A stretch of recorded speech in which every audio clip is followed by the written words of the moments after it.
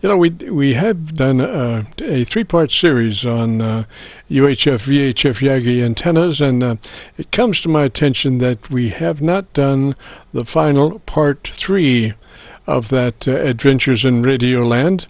So at this point, we will do this segment, UHF, VHF Yagi antennas, part 3. And part 3 of the Yagi antennas has to do with targeting, the ability of a Yagi to be aimed. The more elements the Yagi has, the more pinpoint the aim width. Case in point, I have a VHF Cushcraft big boomer, 19 elements on a 22-foot boom.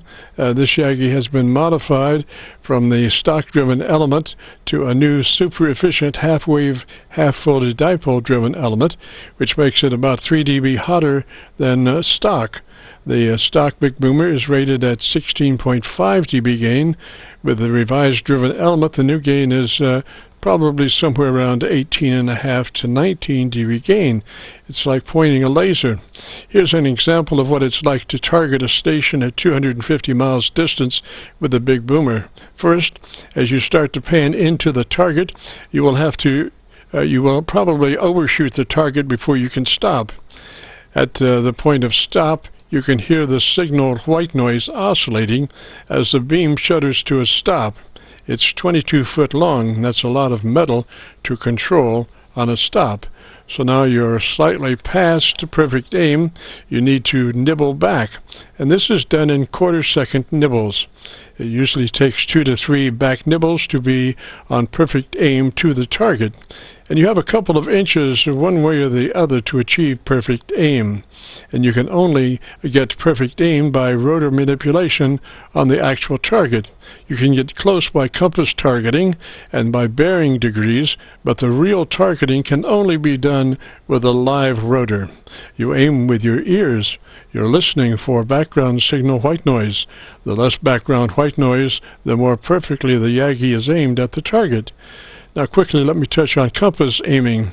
At Walmart you can purchase a round compass on a clear rectangular piece of plastic.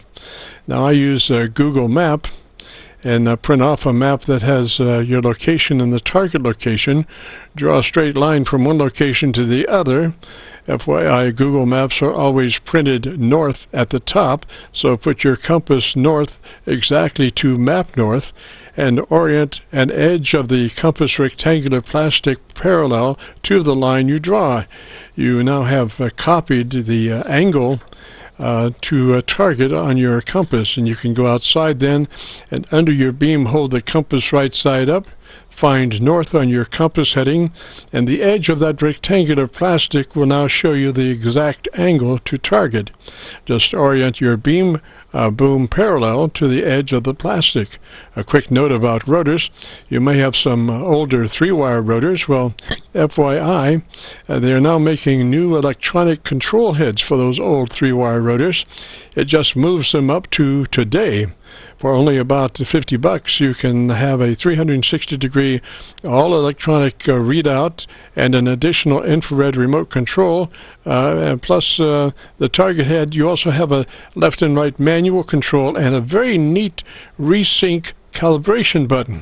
So in taking advantage of the resync button, I've mounted a 2-pole 6-position rotary selector switch on top of the control head, and then I common the silver wire of the 3 wires, so I can now switch between 6 different rotors off of one control head. I have 5 rotors at the moment. You just hit resync when you switch to a new rotor, or a new a new rotor. So there you go. I wouldn't be needing to get to that. That was part 3 of UHF, VHF Yagi antennas. This is Qso-9VKV, the Friday afternoon Qso-Vlog network. If you have a radio you want to check out, give me a shout.